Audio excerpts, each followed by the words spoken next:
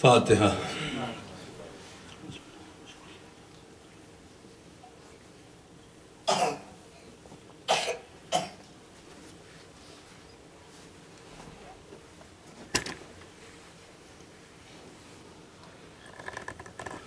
اعوذ باللہ من الشیطان الرجیم، بسم اللہ الرحمن الرحیم۔ الحمدللہ الذی لم يتخذ ولدا ولم یکن له شریک فی الملک ولم یکن له ولی من الذل وکبرہ تکبیرا۔ اللہ اکبر، اللہ اکبر، اللہ اکبر۔ الصلاۃ والسلام علی اشرف الانبیاء والمرسلین الذی ارسلہ بالحق بشیرا ونذیرا وداعیا الی اللہ باذنہ وسراجا منیرا، سیدنا و مولانا ہادینا مقتدانا ابو القاسم محمد۔ اللہم صلی علی محمد۔ الصلاۃ والسلام علی اہل بیتہ الطیبین الطاہرین المعصومین المظلومین المنتجبین الذین اذهب اللہ عنہم الرجس وطہرہم تطہیرا۔ اللہم صلی علی محمد۔ ولعنۃ اللہ علی اعدائہم اجمعین، اما بعد فقد قال سبحانہ تبارک و تعالی فی محکم کتابہ الکریم، بسم اللہ الرحمن الرحیم۔ فاقم وجہک للدین حنیفا فطرۃ اللہ التی فطر الناس علیہا لا تبدیل لخلق اللہ ذالک الدین القیم ولکن اکثر الناس لا یعلمون۔ صلوات پڑھ دیں محمد و اللہم صلی علی محمد و آل محمد۔ عظمت آل محمد میں بآواز بلند صلوات پڑھیں۔ اللہم صلی علی محمد و آل محمد۔ آقا امام زمان کے ظہور کی تعجیل کے لئے بہتر انداز میں صلوات پڑھیں۔ اللہم صلی علی محمد و آل محمد۔ 11 سفر سے 20 سفر کے درمیان کا جو عشرہ ہوتا ہے وہ منسوب ہوتا ہے شہزادی زینب سلام اللہ علیہ سے، اس لیے اس کو علماء عشرہ زینبیہ سے منسوب کرتے ہیں، اور یقیناً اس شہزادی کا احسان ہے تشیع پر کہ اس نے ایسا سسٹم قائم کیا ہے کہ 1400 سال گزرنے کے باوجود سارے سسٹم تبدیل ہو گئے، مجلس کے سسٹم کو تبدیل کرنے کی کوشش بھی کی گئی، لیکن اللہ نے اس سسٹم کو آج بھی اسی شان کے ساتھ باقی رکھا ہے، اور یہ ایک ایسا طریقہ دے دیا کہ جس سے ہمارے تمام مذہبی ضروریات، چاہے وہ عقیدے کے حساب سے ہو، چاہے وہ عمل کے حساب سے ہو، چاہے وہ تبرہ ہو، چاہے مناظرہ ہو، چاہے تفسیر ہو، سب چیزیں جو آج ہم نے سیکھی ہیں وہ اسی فرشزہ سے اور اسی منبر کے حوالے سے انشاءاللہ شہزادی کی خوشنودی کے لیے، اور خداوند عالم اس عزاداری کے طفیل میں دنیا میں ہمیں عزت و شرف سے نوازے، اور آخرت میں اس عزاداری کو ہمارے لیے شفاعت کا سبب قرار دے۔ بی بی کی خوشنودی کے لیے انشاءاللہ ان کی زیارت نصیب ہونے کے لیے بآواز بلند صلوات پڑھیں گے۔ اللہم صلی علی محمد و آل محمد۔ خداوند عالم نے قرآن مجید ہمارے درمیان میں رکھا ہے، اور ایک ایسی کتاب ہے کہ جو اہل فکر کے لیے غذائے فکر ہے، لاشعور کو باشعور بناتی ہے۔ اگر آپ دیکھیں اس انسان کے لیے قرآن مجید آیا، ہم نے قرآن کی طرف توجہ نہیں کی۔ رات میں نے مجلس میں ایک بات کہی تھی، جو لوگ وہاں تھے 2-4 لوگ تھے، کہ آج تک ہم یہ سمجھتے ہیں اور ہمیں یہ بتایا گیا ہے، نہ جانے کس طرح کی مجلسیں پڑھی گئی ہیں، کہ بس وہ نماز پڑھو، روزہ رکھو، جی نماز کے لیے کہہ دیا، روزے کے لیے کہہ دیا، فلاں 4 5 10 50 آیتوں کے علاوہ ہمیں اندازہ ہی نہیں ہے کہ قرآن کیا کہتا ہے۔ میرے استاد کہتے تھے کہ کسی بہت بڑے مرجع، کسی بہت بڑے عالم کو کتاب دیجیے لکھنے کے لیے کہ آپ اپنے علمی تجربوں کو ہمارے درمیان میں بیان کریں اور لکھیں کہ آپ پیاز لائیے اور لہسن لائیے اور کھانا کھائیے اور پانی پیجیے اور سو جائیے، تو کتاب دیکھنے والا کہے گا شخصیت کیسی ہے اور بات کیا کر رہی ہے۔ توجہ فرما رہے ہیں؟ تو قرآن کو صرف یہ 2-4 جملوں میں اور 2-4 چیزوں میں محدود کرنے کے لیے اتنی بڑی آیت اور اتنا بڑا کلام خدا نے ہمارے درمیان میں نہیں رکھا۔ جب کلام کو اس نے پیش کیا تو اس نے یہ جملہ کہا ہے افلا یتفکرون فی القرآن۔ افلا کا مراد ہوتا ہے، ابھی ہم تو خیر یہاں کے ماحول سے بہت زیادہ آگاہ نہیں ہیں، پتہ نہیں کیسا ماحول ہے، اس لیے کہ جس زبان میں باپ اور بیٹے کا فرق محسوس نہ ہو اس زبان کو فروغ دینے کا مطلب کیا ہوتا ہے۔ باپ کے لیے بھی یوں ہے اور بیٹی کے لیے بھی یوں ہے۔ ہم اس زبان کو جانتے ہیں کہ جہاں باپ جب کہتا تھا تو کہتا تمہارا دماغ خراب ہو گیا ہے، تم اتنی اچھی مجلس میں نہیں جاتے۔ اس کا دماغ خراب نہیں ہوا ہے، باپ تنبیہ کرتا ہے۔ توجہ فرمائیں، تو عربی میں اس کو کہتے ہیں افلا۔ افلا کا جب لفظ آتا ہے تو تنبیہ کی جاتی ہے کیسے کام کے لیے کہ جو تمہارے لیے بہت مفید ہے، اگر کرو گے تو فائدہ اٹھاؤ گے۔ اس لیے خداوند عالم نے کہا افلا یتفکرون فی القرآن، تم قرآن میں فکر نہیں کرتے ہو۔ اس کا مطلب یہ ہے کہ قرآن میں فکر کرنے سے ہی فائدہ ملے گا، پڑھنے سے فائدہ نہیں ملے گا۔ اس لیے قرآن نے کہیں نہیں کہا کہ مجھے رٹو، مجھے حفظ کر لو۔ کہتا ہے ورتل القرآن ترتیلا، قرآن کو ذرا قاعدے اور قانون کے ساتھ پڑھو، یعنی شین قاف درست کر لو تو قرآن کی تلاوت کرو، اتنا اس نے کہا ہے۔ لیکن اس نے کہیں رٹنے کو نہیں کہا، کہیں حفظ کرنے کو نہیں، اگرچہ امام علیہ السلام نے قرآن کے لیے بہت موٹیویشن کیا ہے کہ آپ اس کو پڑھیں، تلاوت کریں، ثواب ہے، ایسا نہیں کہ ثواب نہیں ہے، لیکن قرآن کا حق یہ ہے کہ اس میں فکر کیا جائے۔ توجہ فرمائیں۔ پھر ایک مقام پہ کہتا ہے افلا یتدبرون فی القرآن، تم قرآن میں تدبر کیوں نہیں کرتے؟ جو لوگ باب الوائج کی ہماری مجلسوں میں مسلسل آئے ہیں انہیں اندازہ ہے کہ قرآن کیا کہہ رہا ہے۔ توجہ فرمائیں، جو لوگ نہیں آ سکے کسی وجہ سے ان سے میں گزارش کروں گا وہ ہمارے مجالس کو لے جائیں اور سنیں اور دیکھیں کہ کیا قرآن مجید نے ہمارے سامنے گفتگو کی ہے۔ اس لیے وہ کہتا افلا یتدبرون فی القرآن، تم قرآن میں تدبر کیوں نہیں کرتے؟ 2 لفظ لایا ہے، اگر آپ تھک نہیں رہے ہوں تو میں بات کہہ دوں، اس لیے کہ مجھے لیکچر دینا نہیں آتا، مجھے مجلس پڑھنا آتا ہے، اور مجلس سنانے کے لیے قصے کہانی نہیں ہے۔ توجہ فرما رہے ہیں؟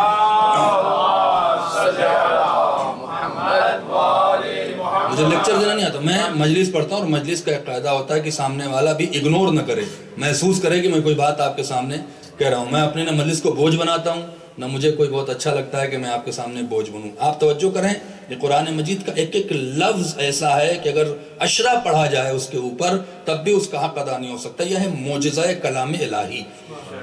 ایک جگہ پہ کہتا ہے کہ تم قرآن میں فکر کیوں نہیں کرتے، ایک جگہ تم قرآن میں تدبر کیوں نہیں کرتے۔ اگر فکر ہی کا لفظ تھا تو تدبر کا لفظ کیوں لایا؟ یہ اشارہ کر رہا ہے قرآن مجید، فکر جب کرو گے تو سوال ابھرے گا۔ توجہ فرمائیں، انسان کے ذہنی انقلاب کا نام ہے صحیح و سالم سوال کا اٹھنا۔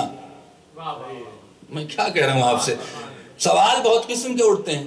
ایک سوال ہوتا ہے جو فتنہ ہوتا ہے، مثال کے طور پر آیت اللہ سیستانی خدا ان کا سایہ ہمارے سر پہ باقی رکھے، میں موجود تھا، ایک شخص آیا، اس نے ان سے سوال کیا۔ اچھا، سوال کرنے والے بھی ماشاءاللہ ہیں، اور صرف میں بڑا بعرض معذرت صرف پرابلم اردو زبان والوں کو ہے، یہ سمجھتے جیسے اپنے مسجد کے مولوی سے گفتگو کر رہے ہیں۔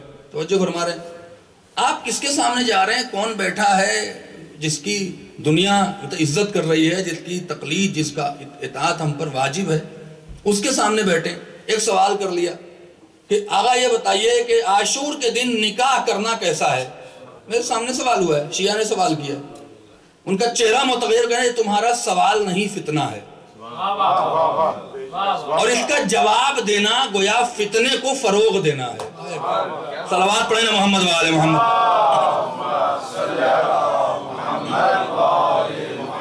توجہ فرما رہے ہیں، سوال کا جواب دینا، ہر سوال کا جواب نہیں دیتے، سوال فتنہ ہوتا ہے۔ اسی لیے خداوند عالم نے جب سوال کرنے کی اجازت دی تو ایک لفظ رکھی ہے، توجہ فرمائیں، اللہ نے کہا ہے سوال کرو۔ اب یہاں پر تو سوال ماشاءاللہ ہوتا ہے، میں نے سوال کا پروگرام رکھا تو سیاسی سوال کرنے لگتے ہیں، یہ بتائیے وہ بتائیے، قوموں کی فکر ہے، اپنی فکر نہیں ہے. اردو زبان کے ان جوان بچوں کی فکر نہیں ہے، قوموں کی فکر ہے. توجہ فرما رہے ہیں؟ عقیدے کی فکر نہیں ہے. عقیدہ درست کریں. اس زمانے میں آپ کو اندازہ نہیں ہے، میں حج کمیٹی آف انڈیا کا ممبر رہا ہوں، میں نے جا کے دیکھا ہے کہ ملکوں میں شیعہ دشمنی کا یہ عالم ہے عزیزوں کہ 12-14 زبانوں میں سائیکولوجیکل اسپیشل آدمی، اسپیشل رائٹر بٹھا لے جا رہے ہیں تاکہ کسی بھی طرح سے جو آنے والی جنریشن ہے شیعوں کی، اسے گمراہ کیا جائے، ان کے عقیدوں کو کنفیوز کیا جائے. ہم ہیں کہ آپس میں لڑے مرے جا رہے ہیں. سوال بھی اگر کسی عالم سے کرنا ہے تو نہیں کریں گے. آپ دیکھیں نا، جاہلوں کو فروغ دیتے ہیں، عالموں کی توہین کرتے ہیں. جاہلوں کو، جنہوں نے کہیں مرکز میں پڑھا نہیں، جنہوں نے کہیں تعلیم حاصل نہیں کی، کیسے ہو جاتا ہے؟ ایک صاحب سے پوچھا آپ قم گئے تھے 6 مہینے میں پی ایچ ڈی کر کے آ گئے. ہم نے کہا سرکار مجھے بتا دیجئے، میں تو 11 سال رہا، 11 سال کے بعد میں نے اتنے ایگزام دیے، اتنی پڑھائی کی، مجھے تو ماسٹر کی ڈگری ملی ہے اور میرے پاس موجود ہے ڈگری. آپ کو پی ایچ ڈی کی ڈگری 6 مہینے میں، جبکہ 1.5 سال لگ جاتا ہے فارسی سیکھنے میں. اگر کوئی ہندی پڑھ کے آئے اور کوئی اگر سندھی اور پنجاب سے آئے اور اس نے کبھی انگلش نہ دیکھی ہو، ABCD جانتا ہو، اس ٹورنٹو میں اگر وہ ایڈمیشن لیتا ہے، میں جو بات کر رہا ہوں اس کو اندازہ کریے گا، جو ضائع ہو رہے ہیں نا ہم، اس کے لیے میں بات کر رہا ہوں. آپ ایڈمیشن لیجئے ٹورنٹو میں، یارک یونیورسٹی میں. کیا پہلے دن سے آپ یہاں کے جو انگریز ہیں، جو انگلش بولنے والے ہیں، جن کا لہجہ ہے، پہلے دن کو سمجھ میں آئے گا؟ نہیں سمجھ میں آئے گا. آپ کو پتہ نہیں کیا بول رہا؟ 6 مہینہ 8 مہینہ 10 مہینہ ایک پروسیس ہوتا ہے. جب گزارنے کے بعد جب آپ اس کی ہر لفظ کو سمجھیں گے تو آپ تعلیم شروع کریں گے. میں جو کہہ رہا ہوں اسے ہوشیاری سے آپ حضرات، بہرحال کبھی کبھی گھروں کی مجلسوں میں بات کہتا ہوں کہ اگر کسی کو شوق ہے مجلس پڑھنے کا، کسی کو شوق ہے گائیڈنس کرنے کا، کسی کو شوق ہے مومنین کو یا جوانوں کی خدمت کرنے کا، بالکل کرے. ہم بھی اس کو سپورٹ کرتے ہیں، ہم منع نہیں کرتے. لیکن دین میں دخل اندازی کرنا کہ یہ پڑھو یہ نہ پڑھو، ایسا کرو ویسا نہ کرو، یہ اس کو حق حاصل ہے جو دین کا اتھرائز ہے. اور ہمارا مذہب تشیع لاوارث نہیں، ہمارا وارث آج بھی مرجع کی حیثیت میں بیٹھا ہوا ہے. توجہ فرما رہے ہیں؟ اچھا، تکلف قیامت کی بات یہ ہے کہ ہماری قوم کے مومنین اتنے سیدھے ہیں کہ انہیں یہ بھی اندازہ نہیں ہے کہ یہ عالم ہے کہ نہیں ہے. 1.5 سال 2 سال 3 سال اگر کوئی کینیڈا سے لڑکا پڑھنے کے لیے قوم جاتا ہے تو میں چیلنج کرتا ہوں کہ 1.5 سال میں صرف اور صرف وہ فارسی سیکھے گا. 1.5 سال سے پہلے میں جب گیا تھا، جبکہ میں نے انڈیا میں پڑھا تھا، مدرسہ دیکھا تھا، فارسی پڑھی تھی، تب جا کے 8 مہینہ لگا تھا کہ میں اپنے استاد کی بات سمجھتا تھا پوری. 8 مہینے کے بعد 1.5 سال تو آپ کو چاہیے فارسی سیکھنے کے لیے. توجہ فرمائے. اس کے بعد جب آپ فارسی سیکھیں گے تو پڑھایا جائے گا الف بے تے سے. اس کے بعد آپ عربی گرامر پہ آئیں گے. 5 سے 6 سال آپ کو چاہیے کہ آپ کا منطق، فلسفہ، فقہ اور عربی گرامر مضبوط ہو جائے. 5 اور 1.5 6.5 سال. میں چیلنج کرتا ہوں 6.5 سال چاہیے. میں خود 11 سال پڑھا ہوں. اس کے بعد آپ کو کہا جا سکتا ہے کہ ہاں اب آپ مطلب تھوڑا بہت جان گئے ہیں، جا کے 2-4 لفظ تبلیغ کریں، لیکن وہی کہیں جو کتاب میں لکھا ہے. دوسرا سمیسٹر آتا ہے جو 5 سال کا ہوتا ہے. جب 5 سال پڑھ لیتے ہیں جس میں لمحہ شامل ہے، کتاب لمحہ پڑھنے کے بعد امامہ لگانے کا حق حاصل ہے. اگر کوئی کتاب لمحہ سے پہلے امامہ لگاتا ہے، مراجع کہتے ہیں کہ وہ حرام کام کر رہا ہے. یہ حرام کسی کو نہیں دکھتا. عزاداری میں سب کی زبانیں کھلی ہوئی ہیں. امامہ لگانا حرام ہے، حرام کیا ہے علماء نے. آپ پوچھا بھی استفتاء کریں آیت اللہ ستانی سے، اگر کوئی شخص پڑھا نہیں ہے، کوئی شخص نے مقدمات کو طے نہیں کیا ہے، کتاب لمحہ تک نہیں پہنچا ہے، اس کا امامہ لگانا حرام ہے. یہ لباس تھوڑی ہے. کہتے جی ایران عراق کا لباس ہے. ایران عراق کا لباس نہیں ہے. یہ ایک اتھارٹی دی گئی ہے تاکہ لوگ مومنین جب امامے میں دیکھتے ہیں تو ان کی توقع ہوتی ہے کہ عالم دین ہے اور دین پھیلائے گا. اگر امامہ لگانا جائز کر دیں تو مومنین دھوکے میں ہو جائیں گے. دھوکہ دینا حرام ہے. توجہ فرما رہے ہیں؟ میں کہیں کی کہیں بات نہیں ہے. تو قرآن مجید کہتا ہے سوال کرو. ہر سوال نہیں کرو، فتنہ ہے. اب سوال کب کرو؟ فَاسْأَلُوا أَهْلَ الذِّكْرِ إِن كُنتُمْ لَا تَعْلَمُونَ. توجہ کرے لائن محترم. سوال کرو. کس سے سوال کرو؟ اہل ذکر سے. کب سوال کرو؟ ان کنتم لا تعلمون، جب تم جانتے نہ ہو.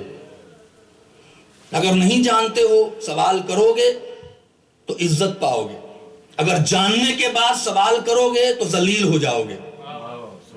میں کیا کہہ رہا ہوں آپ سے؟ سوال کرو جب تم لا تعلمون کی حیثیت میں ہو، یعنی نہیں جانتے ہو۔ مجھے یہ مسئلہ نہیں پتا تھا، میں نے پوچھ لیا۔ خمس کا مسئلہ نہیں پتا تھا، پوچھ لیا۔ نماز کا مسئلہ نہیں پتا تھا، پوچھ لیا۔ کب سوال کرو؟ جب تمہیں معلوم نہ ہو۔ معلوم ہے لیکن پھنسانے کے لیے کہ امام حیدر صاحب کچھ کہیں اور پھر ہم یہ ای میل کے جو مجتہد ہیں شروع ہو جائیں فتویٰ دینا۔ ہاں، ای میل کے مجتہدین فتوے دے رہے ہیں، یعنی بغیرتی کی انتہا ہے، وقت ضائع کر رہے ہیں۔ بجائے اس کے کہ ای میل پر لکھنے والے اللہ جانے کون ہیں، آتے بھی نہیں کہ سامنے میں تو کہتا ہوں صادقین بھائی بیٹھے ہیں، بہت عزیز ہیں ہمارے لیے، میں کہتا ہوں بلاؤ بھائی، تم ہی کھوج لو، لے کے آؤ میرے پاس، میں انہیں سمجھاؤں کہ بجائے اس کے کہ آپ تخریب کاری کریں۔ ہمارے خلاف بھی ماشاءاللہ ای میل بہت چلی ہے، بہت خوشی ہوئی مجھے کہ میرا جو پیچھے گناہ تھا ماشاءاللہ وہ سب دھل ہو گیا ہے، اس لیے اللہ نے توفیق بھی دی اور خوب اچھی مجلسیں پڑھنے لگا ہوں۔ یہ بی بی کا کرم ہے، چونکہ پچھلی جو گناہ ہم نے کیا بھی تھا اللہ کرے ہم نے گناہ نہ کیا لیکن ہوا بھی ہوگا، میں معصوم تو نہیں ہوں۔ تو یہ جو ہماری ماشاءاللہ سے غیبتیں ہوئی تھیں وہ ماشاءاللہ ہماری ساری چیزیں دھل گئی ہیں، اور میں بڑا مطمئن ہوں کہ اب جاؤں گا تو بہت سے گناہ میرے معاف ہو چکے ہوں گے۔ آپ دیکھیں نا، کسی چیز کا استعمال کرنا کس کے لیے؟ آپ کس کو کہہ رہے ہیں؟ آپ کہتے ہیں کہ اس کو برا مت کہو۔ دیکھیں ذرا آپ نظریہ اور کم ظرفی دیکھیں۔ اسے برا نہ کہو جسے اہل بیت نے برا کہا، اسے برا مت کہو۔ پتہ نہیں، اچھا اس میں کس کا نام لیتے ہیں؟ ایک سید مظلوم کا، ایک سید مظلوم ہے جس کا نام ہے آیت اللہ خامنئی، حفظہ اللہ، اللہ ان کی حفاظت کرے، ان کا سایہ ہمارے عمر باقی رکھے۔ سید مظلوم کو بدنام کر رہے ہیں۔ اگر وہ سنے یہ بات خدا کی قسم تو پتہ نہیں وہ کیا کہیں، ان کے تو آنکھوں سے آنسو آ جائے۔ کیا کہتے ہیں جی کہ سید نے تبرہ کو منع کیا ہے۔ دیکھیں ذرا خرافات، تبرہ کو کوئی منع کر ہی نہیں سکتا۔ تبرہ جزو دین ہے، عقیدے کی بات ہے، لیکن ہمیں تبرہ کی ڈیفینیشن پر بحث کرنی ہے کہ تبرہ کا طریقہ کیا ہے۔ کسی کو گالی دینا اپنی شخصیت کو مجروح کرنا ہے، سامنے والا تو ہے ہی اسی لائق۔ آپ اس پہ بحث کریں کہ تبرہ کی ڈیفینیشن کیا ہے، کیسے تبرہ کرنا چاہیے۔ تبرہ ویسے کرو جیسے قرآن میں لکھا ہے۔ اگر لعنت کرنا برا ہوتا تو اللہ شیطان پہ لعنت نہیں کرتا۔ توجہ فرما رہے ہیں؟ تو تبرہ نہیں کرو۔ میں نے پوچھا مہاراج آیت اللہ خامنئی کے دفتر سے، انہوں نے کہا آقا نے کہا ہے کہ جب یہ مسئلہ ہوا تھا آپ اتفاق سے ایک شخص نے کہہ دیا تھا الٹا سیدھا، بہرحال اسے نہیں کہنا چاہیے تھا۔ میں اس وقت مکہ میں موجود تھا، میں انڈیا کی طرف سے گورنمنٹ کے ٹور پہ گیا ہوا تھا۔ میرے سامنے انہوں نے کہا کہ شیعوں کو قتل کر دو۔ یہ جو بیان آیا ہے نا، جس بیان کو توڑ مروڑ کے یہاں پیش کیا جاتا ہے اور بچوں کو گمراہ کیا جا رہا ہے، میں یہی کہتا ہوں کہ اگر آپ نے فرق نہیں بتایا کہ زہرا کا قاتل کون ہے اور زہرا کے رشتہ دار کون ہے، تو کہیں یہ بچے آگے بڑھ کے ہمارے پوتے اور ہمارے پرپوتے زہرا کے قاتلوں کے نام پر اپنے بچوں کا نام نہ رکھنے دیں۔ اسی لیے فرق کا محسوس کرنا بہت ضروری ہے۔ انہوں نے کیا کہا؟ انہوں نے کہا کہ اصحاب اور امہات المومنین کو فحش دینا مذہب تشیع میں نہیں ہے۔ توجہ فرمائیں، اصحاب کا لفظ رکھا۔ اس کے بعد ظاہر سی بات ہے امہات المومنین کا لفظ آیا تھا۔ پھر انہوں نے مدینہ یونیورسٹی سے ایک لیٹر آیا کہ ہم امہات کے بارے میں نہیں پوچھ رہے ہیں، ہم ام المومنین کے بارے میں پوچھ رہے ہیں۔ میں ایکسپلین کر دیتا ہوں تو میرا شریف فریضہ ہے کہ میں کسی رہبر کی اور کسی مرجع کا دفاع کروں۔ تو جو فرما رہے ہیں، ایکسپلین کیا کہ ام المومنین کے بارے میں آپ کا کیا خیال ہے؟ تو آقا نے ڈائریکٹ کہا کہ میں کون ہوتا ہوں کسی کے بارے میں خیال پیش کرنے کا، ہم تو علی والے ہیں اور علی کے مذہب پر باقی ہیں۔ جملہ سن لیں، یہ واقعاً معجزاتی جملہ تھا۔ کہنے لگے میری نگاہ میں ام المومنین کی وہی حیثیت ہے جو حضرت علی کی نگاہ میں ہے۔ صلوات پڑھیں نا محمد و آل محمد۔ اب یہ امی جان کے چہیتے پتہ نہیں کہاں سے پیدا ہو گئے۔ اگر آپ اس کو یہ کہہ کے کہ نہیں بھائی ایسا کہو ویسا کہو، تو آپ حضرت علی کی عصمت اور ولایت پر کوشچن لگا رہے ہیں۔ جو علی کے مقابلے پر آ جائے وہ قابل عزت نہیں ہے۔ میں کیا کہہ رہا ہوں آپ سے؟ وہ قابل عزت نہیں ہے۔ یہ کوشچن مارک آپ علی پر لگا رہے ہیں، علی کے سامنے آنا۔ ام المومنین 22,000 مسلمانوں کے قتل کی ذمہ دار ہیں۔ حضرت علی کے سامنے کھڑی ہوئی ہیں. حضرت علی پر اور جناب فاطمہ سلام اللہ علیہ کی مظلومیت کو جناب فاطمہ سلام اللہ علیہ آپ کو جا کے آیت اللہ مرتضی عسکری کی کتاب کا نام ہے اللہ اکبر نقش عائشہ در اسلام، اسلام میں عائشہ کا رول، آپ جا کے پڑھیں اور آپ کی سمجھ میں آئے گا کہ انہوں نے کیا کیا تھا. توجہ فرما رہے ہیں. شریعت اور شیعت کی بنیادوں کو ہلانا نہیں چاہیے. ہم ہر اس آدمی کو برا کہیں گے، ہم ہر اس کی عزت نہیں کریں گے جو میرے مولا کے مقابلے پر آئے گا. صلوات پڑھیں محمد و آل محمد.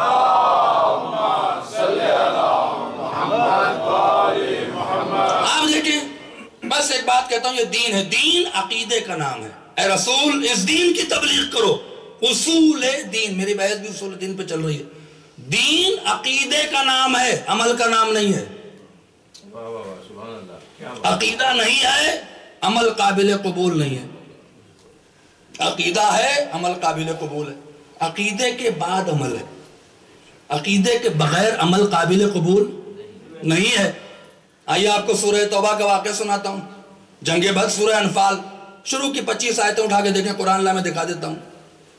جب جنگ بدر میں مولا کائنات رسول کے چچا کو، یہ تو سسرالی رشتہ داری ہے، وہ تو خاندان ہے، میں کیا کہہ رہا ہوں، رسول کے چچا کو گرفتار کر کے لایا گیا جن کا نام تھا عباس.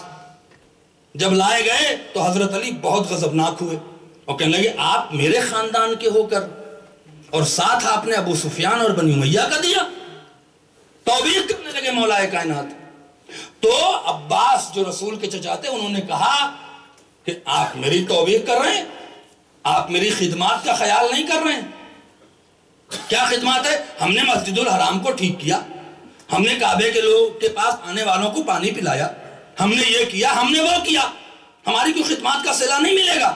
فوراً خداوند عالم نے قرآن مجید میں آیت نازل کر دی، اے رسول کہہ دو جس نے اللہ کا انکار کیا اس کا کوئی عمل قابل قبول نہیں ہے.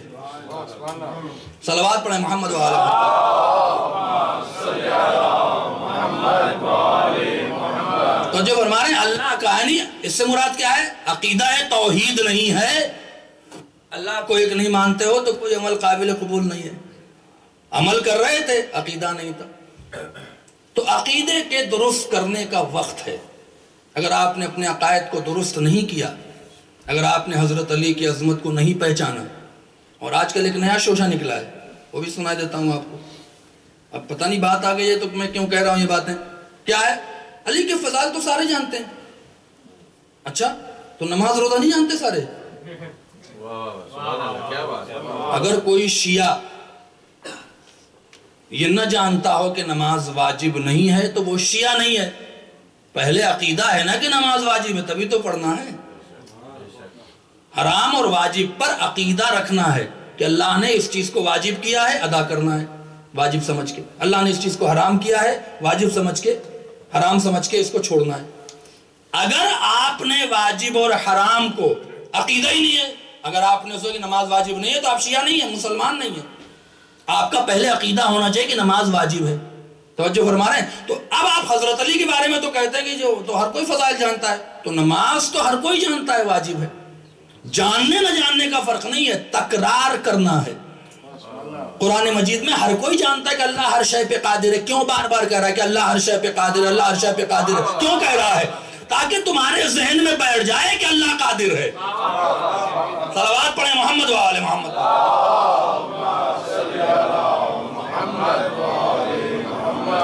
تو امام ادر صاحب تو علی علی کرتے ہو تو علی علی سب جانتے ہیں. تو بھئی کریں کیا؟ کرنٹ افیئر پہ پڑھیے. یہ کیا کرنٹ افیئر ہے بھائی؟ یہ ممبر رہ گیا کرنٹ افیئر کے لیے؟ یہ مجلس حسین رہ گئی ہے؟ کربلا، میں نے بار بار یہ بات کی اور میرا یہ جملہ تمام مومنین لے جائے، کربلا علی کے دفاع کا نام ہے. کربلا نماز روزے پہ نہیں لڑی گئی ہے. معاف کیجئے گا، نماز روزے کی توہین نہیں کر رہا ہوں، جو توہین کرو لعنت ہے. نماز واجب ہے، لیکن نماز روزے کے لیے کربلا نہیں لڑی گئی ہے. یزیدیت کو پہچانیے، یزید نے مسجدوں کے دروازے بند نہیں کیے تھے. میں کیا کہہ رہا ہوں آپ سے؟ بہت عظیم بات کہہ رہا ہوں. یزید نے مسجدوں کے دروازے بند نہیں کیے تھے. عمر سعد نے شمر کو ڈانٹ کے کہا تھا جب وہ حسین کو قتل کرنے کے لیے آگے بڑھ رہا تھا اور گھوڑا حملہ کر رہا تھا تو عمر سعد نے شمر سے ڈانٹ کے کہا تھا یہ جملہ کہ حسین کو جلدی قتل کرو، عصر کا وقت جا رہا ہے۔ آپ کہہ دیں گے کہ عمر سعد نعوذ باللہ عمل صالح کر رہا تھا؟ کہہ دیں گے آپ؟ نماز تو کربلا میں ہو رہی تھی۔ یزید نے کیا کیا تھا عزیزو؟ توجہ کریں، یزید نے کیا کیا تھا؟ یزید کے جو مشاور تھے انہوں نے کہا تھا اگر تم نے مسلمانوں کے لیے واجب کو روکا تو تمہاری خلافت کو خطرہ ہو جائے گا، تو کرو کیا؟ کہا واجب کو مت روکو، حرام کو عام کر دو۔ میں کیا کہہ گیا آپ سے؟ واجب نہ روکو، حرام عام کرو، شراب عام کرو، رقص عام کرو، افواہیں عام کرو، غیبت عام کرو، جھوٹ عام کرو، نماز پڑھنے دو۔ جب یہ حرام کریں گے تو خود ہی واجب کو چھوڑ دیں گے۔ میں کیا کہہ گیا آپ سے؟ آج اگر معاشرے میں نماز تو پڑھ رہے ہیں سب، اور اول وقت کا سب فکر ہوتی ہے جب مجلس ہوتی ہے، اس وقت بڑی اول وقت کی فکر ہے۔ میں نے بھائی ٹھیک ہے آپ شروع کریں تو شادیوں سے شروع کریں نا، آپ کیوں خاموش ہیں؟ میں غلط بات کہہ رہا ہوں، شادیوں سے شروع کریں نا اول وقت کو، کہ خبردار یہ دعوت ولیمہ نہیں ہوگا، پہلے نماز جماعت پڑھو تب سمجھیں گے مرد ہو۔ شادیوں سے شروع کریں۔ علماء اگر چلے جاتے ہیں اٹھ کے تو یہ کہتے ہیں اجی ٹھیک ہے مولوی چلا گیا اور آزاد ہو گئے۔ آپ بے غیرتی پہ اترے ہوئے ہیں، آپ کو یہ بھی خبر نہیں کہ ایک عالم آپ کے حرام فعل کو مطلب غصے میں چلا گیا اور آپ خوش ہو رہے ہیں کہ عالم چلا گیا، موقع مل گیا۔ ولیمہ کیوں ہوتا ہے؟ اول وقت نماز پڑھاؤ۔ بریانی کیوں بڑھتی ہے؟ تو یہ 4 قسم کے کھانے کیوں لگتے ہیں؟ چکن روسٹیڈ اور چائنیز اور مائنیز اور پتہ نہیں کیا اسٹارٹر اور مسٹارٹر، اس میں کلیجہ نہیں دکھتا آپ کا؟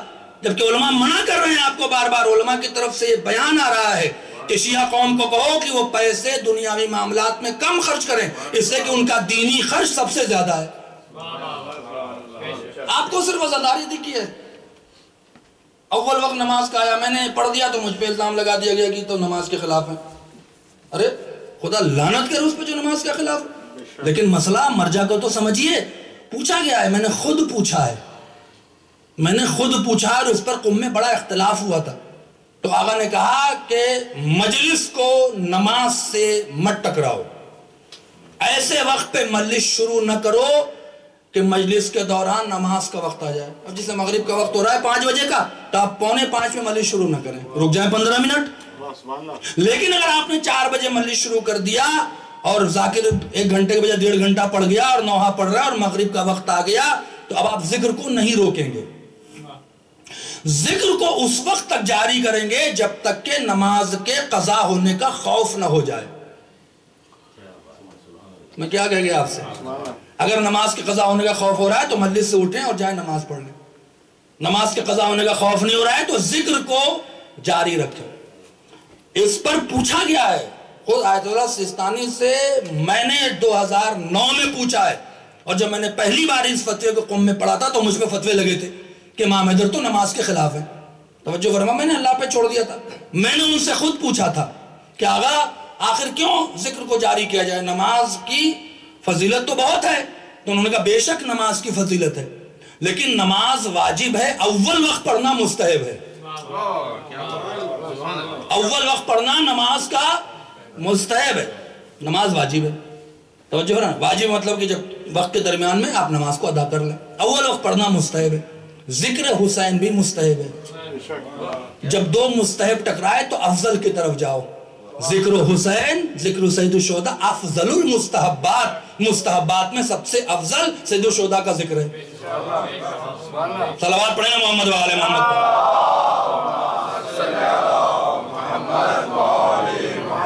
تو جو فرمایا ٹھیک ہے آپ منع کریں، میں دیکھیے اب کی سال کیا کر رہا ہوں، یہ پہلی مجلس ہے جو بیچ میں پڑھ رہا ہوں، جو کہ مجلس کا وقت پہلے سے ہوتا ہے۔ میں نے جھنجھٹی ختم کر دیا، یا تو آپ 12:30 کی نماز رکھیں، 12:15 پہ نماز جماعت ہوگی، اسی گھر میں نماز جماعت ہو، اسی گھر میں مجلس ہو، یا یہ کہ آپ مجلس ایسا رکھیں کہ مجلس ختم ہو اور نماز کا وقت آ جائے، تاکہ کسی کو فتنہ کرنے کا موقع نہ ملے۔ صلوات پڑھیں نا محمد و آل محمد۔ تو دین عقیدے کا نام ہے، رسول دین حنیف کی تبلیغ کرو۔ عقیدہ کیا ہے؟ آپ ذرا شیعت کی تاریخ پہ نگاہ کریں، میں جو جملے کہہ رہا ہوں نا، یہ بلا وجہ نہیں کہہ رہا ہوں، یہ بڑے جھنجھوڑنے والے جملے ہیں۔ پچھلے 600 سال سے یہ پہلی بار شیعوں کو کافر نہیں کہا جا رہا۔ پاکستان کے لوگ تو زیادہ جسے کہتے ہیں کہ سامنا ہو رہا ہے، ہمارے ہاں تو پھر بھی تھوڑا سا چلیے ہم یہی کہتے تھے کہ بھائی کہ تم بھی کافر ہو میں بھی کافر ہوں، ہم ایک طرف ہو جائیں ان کو ایک طرف کر دو۔ ہمارے ہاں تو کہیں نہ کہیں کوئی جواز نکل آتا ہے، لیکن آپ فیس کر رہے ہیں، شیعت فیس کرے، میں بھی فیس کر رہا ہوں۔ 600 سال سے شہید ثالث رحمت اللہ علیہ کو اسی بات پہ مارا گیا کہ وہ کافر تھے۔ یہ کوئی آج کی تاریخ نہیں، 600 سال سے شیعوں کو کافر کہا جا رہا ہے۔ توجہ فرمائیں، شیعوں کو کافر کہا جا رہا ہے، اور 2 دلیل بس، تیسری دلیل آج تک یہ لا نہیں سکے۔ 2 دلیلیں کیا دیتے ہیں؟ کہ شیعہ صحابہ کو برا کہتے ہیں، صحابہ کو برا کہنا رسول کو برا کہنا، رسول کو برا کہنے والا کافر ہے، اور علی کو اللہ میں شریک کرتے ہیں۔ تو ہمارا کام یہ ہے کہ بجائے اس کے کہ ہم جو ہمیں کافر کر رہے ہیں انہی پر ٹوٹ پڑیں، ہمارا کام یہ ہے کہ ہم اپنے بچوں کو، ہم اپنی قوم کو، ہم اپنے جوانوں کو، یوتھ کی بڑی فکر ہے، یوتھ کو سمجھائیں کہ مذہب تشیع میں صحابیت کا معنی کیا ہے۔ تو جو بجائے اس کے کہ ہم اسے سیاسی بنائیں اور ملمہ پہنائیں اور پتہ نہیں فوج بنائیں اور کیا بنائیں، فوج بنانے سے پہلے عقیدہ ٹھیک کرو اس کا، فوج سے کام نہیں چلے گا، عقیدہ ٹھیک کرو کہ مذہب تشیع میں صحابیت کے معنی کیا ہے، کیا فرق ہے اور فرق میں، اہل سنت حضرات یا سلفی یا دیوبندی یا بریلوی اور جو بھی مسلمانوں کا فرقہ ہے، اور ہم میں صحابیت کا کانسیپٹ کیا ہے۔ آپ کو اچھی لگ رہی ہے باتیں؟ نہیں لگ رہا ہے کہ مجھے کچھ اور پڑھنا چاہیے تھا، میری شرعی ذمہ داری میں کہہ رہا ہوں آپ سے۔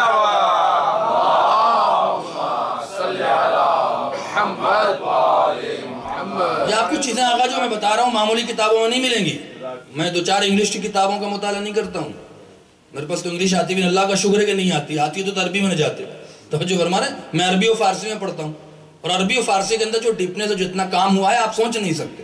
ایرانیوں نے احسان کیا ہے تشیع کے اوپر، ایرانی علماء نے، جنہوں نے ایسی ایسی باتیں لکھی ہیں۔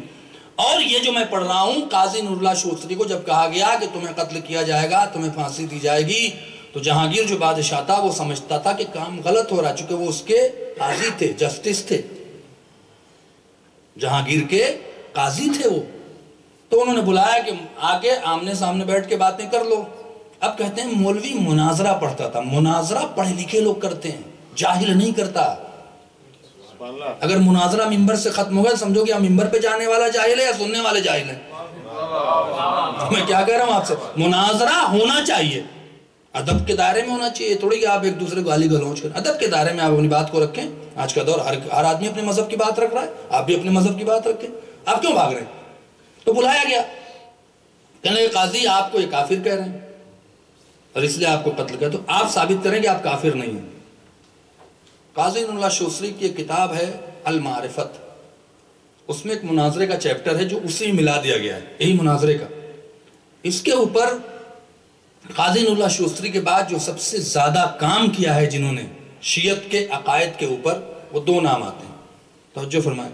ایک نام ہے علامہ ہلی، جنہوں نے 2000 دلیلیں علی کی ولایت پر دی ہیں، اسی لیے آج تک اب تو علامہ کا لفظ اتنا بدنام ہوا ہے اردو زبان میں کہ جو جتنا جاہل ہے اتنی بڑا علامہ ہے، توجہ فرما رہے ہیں۔ لیکن مذہب تشیع کی تاریخ میں 1100 سال میں امام کی غیبت سے بعد سے لے کر آج تک ایک علامہ کو کنفرم کیا کہ علامہ تھے، واقعاً علامہ تھے، اور ایک پر بحث ہے علماء میں، علامہ مجلسی پر بحث ہے کہ آیا علامہ تھے کہ نہیں تھے، ان کو علامہ کہا جائے کہ نہیں کہا جائے۔ لیکن علامہ ہلی پر متفق علیہ علماء کی علامہ تھے، تاریخ تشیع میں ایک علامہ نکلا ہے۔ کیوں علامہ کہا گیا تھا؟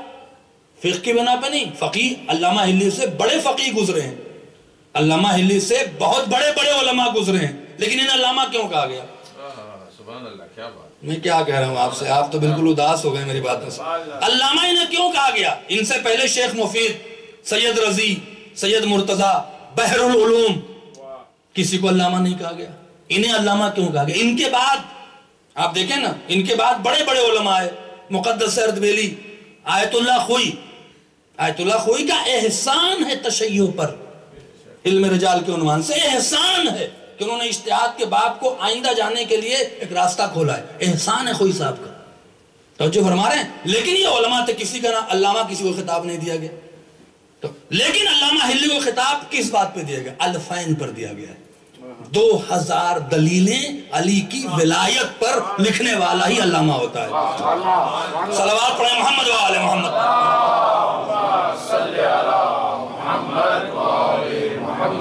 توجہ فرما رہے ہیں، علامہ حلی اسی لئے کہا گیا، تو انہوں نے دفاع کیا، مناظرہ کیا، علامہ حلی نے مناظرہ کیا، اپنی بات رکھی ہے، علی کو ہم مانتے ہیں تو کیوں مانتے ہیں؟ تو قاضی اللہ شوستری لائے گئے، کہنے لگے بھائی یہ کافر کس بیس پہ کہہ رہے ہیں؟ کہ 2 بیس پر، آپ صحابہ کو برا کہتے ہیں۔ آئے کیا جملہ کہہ دیا، انہوں نے کہا ہم صحابہ کو برا نہیں کہتے، برے کو صحابی نہیں کہتے۔ صلوات پڑھیں نا محمد و آل محمد۔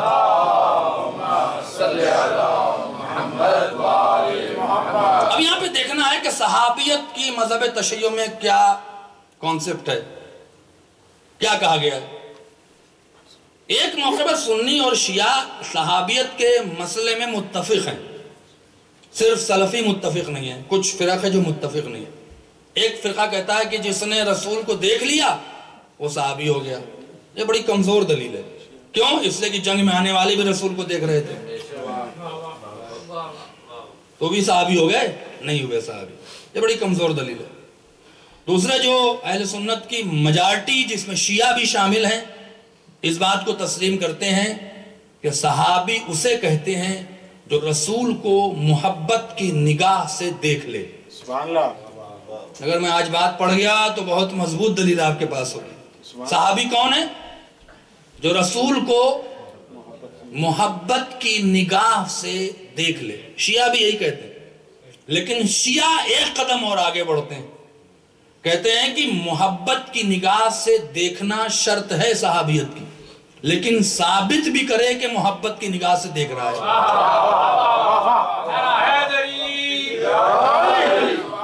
صلوات پڑھیں نا محمد و آل محمد۔ ایک صاحب آئیں کہیں کہ امام صاحب سے بڑی محبت کرتا ہوں، بڑی محبت کرتا ہوں، جملہ سمجھئے گا، بڑی محبت کرتا ہوں۔ نے کہا آپ مجھ سے محبت؟ ہاں بس آپ پہ جان قربان ہے، فلاں ہے۔ ہم نے کہا ذرا ایک گلاس پانی لے آئیے، ذرا ایک جا کے جوس نہیں ہے، ذرا اورنج جوس لے آئیے۔ وہ گئے، یا تو کہیں کہ ہاں مولانا دیکھتا ہوں ابھی، وہ دیکھتے رہے سال بھر نہیں آئے، تو آپ کہیں گے کہ وہ ہم سے محبت کرتے تھے؟ میں کیا کہہ رہا ہوں آپ سے، محبت کا دعویٰ کافی نہیں ہے، ثابت کرو عمل سے کہ محبت کر رہے ہیں۔ توجہ فرما رہے ہیں۔ اب اگر ہم جنہیں صحابیت سے خارج کرتے ہیں، اہل تشیع کی بات کریں، امام حیدر کی بات نہیں کر رہا ہوں، کوئی قلم نہیں رکھ سکتا اس مذہب کے اوپر، ہم جنہیں صحابی نہیں مانتے، اسی لیے جب اصحاب کا معنی آتے کہ اصحاب کو برا بھلا کہنا مذہب تشیع میں نہیں ہے، سارے ٹوٹ پڑے، صحابی کہہ دیا، صحابی کا اصحاب کہہ دیا۔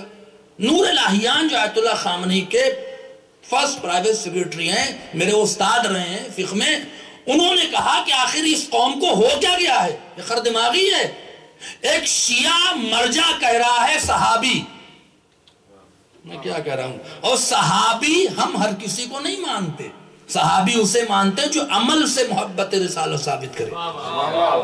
صحابی کو برا بلا کہنا جائز نہیں ہے، نہ کہ قاتل سیدہ کو۔ صحابی مطلب عمل سے ثابت کرے۔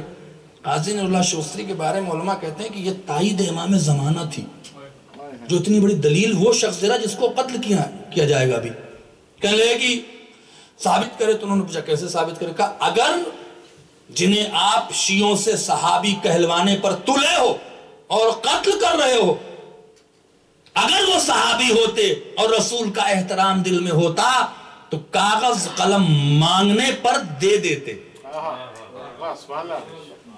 آرگومنٹ نہیں کرتے، آرگومنٹ نہیں کیا ہے، اس شخص کو کیسے احترام کیا جائے جس شخص کا آرگومنٹ نہیں کیا۔ کیا کہا ہے؟ ان الرجل لیہجر، ایسا جملہ تو جنگ میں ابو سفیان نے نہیں کہا ہے۔ یہ رجل کا جب لفظ آتا ہے نا عربی میں، رجل، ابے تبے کی بات ہوتی ہے، یعنی جو شخص رسول سے ابے تبے پر اتر آئے وہ رسول سے محبت نہیں کر سکتا، اور جو رسول سے محبت نہیں کر سکتا صرف دیکھنا صحابیت نہیں ہے، وہ صحابیت سے خارج ہے، اور جو صحابیت سے خارج ہے وہ برا ہے۔ رسول نے خود اپنی بارگاہ سے نکال دیا تو صحابیت خارج ہے۔ دوسری دلیل کیا دی؟ کہا دوستی ٹوٹنے کا امکان ہوتا ہے، رشتہ داری ٹوٹنے کا امکان نہیں ہوتا ہے۔ میں بہت بڑی بات کہہ گیا ہوں آپ سے، اگر میرا کوئی بھائی ہے، جھگڑا ہو جائے، ایک بھائی شیعہ وہابی، ایک بھائی مولائی، یہی نہ ہے، کوئی مقصر ہے، کوئی وہابی، کوئی نہ مقصر ہے نہ کوئی غالی ہے، سب اہل بیت کے چاہنے والے غافل ہیں، غافل ہیں، لوگ شریعت سے غافل ہیں، کوئی نہ وہابی ہے نہ کوئی مقصر ہے نہ کوئی غالی ہے، کوئی کسی کی کیٹیگری کو معین نہیں کر سکتا، ہاں غافل ضرور ہے، کہیں ہم غافل ہیں، کہیں کوئی اور غافل ہے۔ توجہ فرمانا، غفلت تو خلاف ہے، اگر غافل نہ ہوتے تو معصوم نہ ہوتے، معصوم وہ ہے جو کبھی غافل نہیں ہوتا، غیر معصوم غافل ہوتا ہے۔ تو کیا کہا؟ پلٹ کے کہا کہ جو رسول جس کو اپنی بزم سے نکال دے وہ صحابی نہیں ہے، اور آپ انہیں صحابی کیوں کہلوانا چاہتے ہیں؟ آپ کی نگاہ میں صحابی وہ نہیں ہے جس کے لیے رسول نے حدیث ارشاد فرمائی؟ دوہی کے لیے رسول نے حدیث ارشاد فرمائی ہے، بقیہ جو حدیثیں آئی ہیں بنی امیہ کی حدیثیں، رسول کی حدیث نہیں ہے۔ کیا حدیث فرمائی ہے؟ سلمان کے لیے کہا سلمان منا علی البیت، ابو ذر کے لیے کہا کہ ہم نے زمین پر اور آسمان کے نیچے ایسا سچا شخص دیکھا نہیں جیسا ابو ذر ہے۔ صرف دو صحابی کے لیے رسول نے حدیث ارشاد فرمائی ہے۔ یہ صحابی ہیں جو رسول کو محبت کی نگاہ سے دیکھتے بھی تھے اور عملی جامہ پہناتے بھی تھے۔ توجہ فرما رہے ہیں؟ تو جو رسول سے محبت کرے لیکن عمل کے حساب سے ثابت کرے وہ صحابی ہے۔ یہ مناظرہ آج بھی جہانگیر نے اس کو ضائع نہیں ہونے دیا، لکھوایا ہے اپنے کاتب سے، کہا لکھواؤ اس کو، لکھو، کاتب سے کہا لکھو یہ، اور لکھنے کے بعد اسے چھپوایا گیا، بہت بڑی بات ہے۔ دوسرے کیا کہا؟ کہنے لگے کہ آپ علی کو اللہ میں شریک کرتے ہیں۔ دو دلیلیں سن لیں، بہت لمبی مجلس نہ ہو جائے۔ علی کو اللہ میں شریک کرتے ہیں، کچھ شیعہ بھی بہک گئے، علی کیوں کرتے ہیں؟ تو پلٹ کے کہا کہ نہیں، ہم علی کو اللہ میں شریک نہیں کرتے۔ تو آپ کے توحید کا کانسیپٹ کیا ہے؟ توحید کا کانسیپٹ یہ ہے کہ اللہ اپنی ذات میں اکیلا ہے، احد ہے، کوئی شریک نہیں اس کی ذات میں، نہ رسول شریک ہے نہ علی شریک ہے۔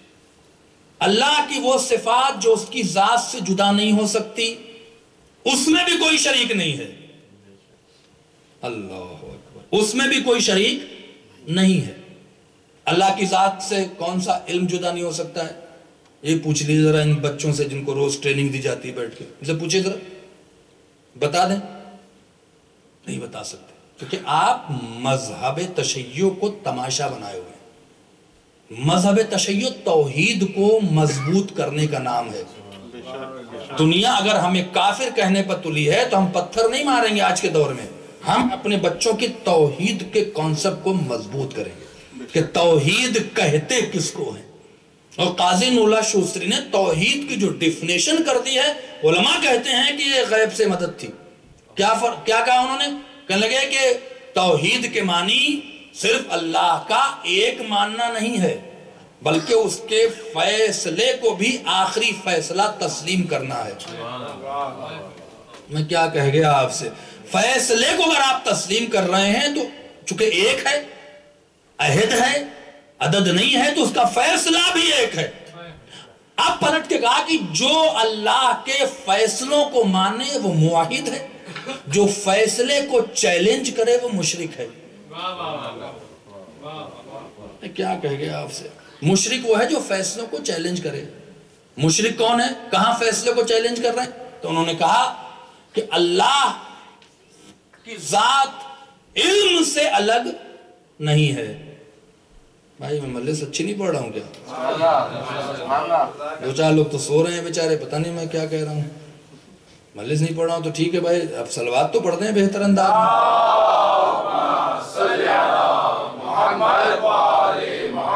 یہ چیزیں مجلسوں میں پڑھنا بہت ضروری ہے۔ میرے لحاظ سے بہرحال ہو سکتا ہے بعض لوگ کو سمجھ آئے، بعض لوگ برا مانے، اچھا مانے، مجھے اس سے فرق نہیں پڑتا. میری شرعی ذمہ داری کہ میں آپ کے عقائد کی بات کر کے جاؤں.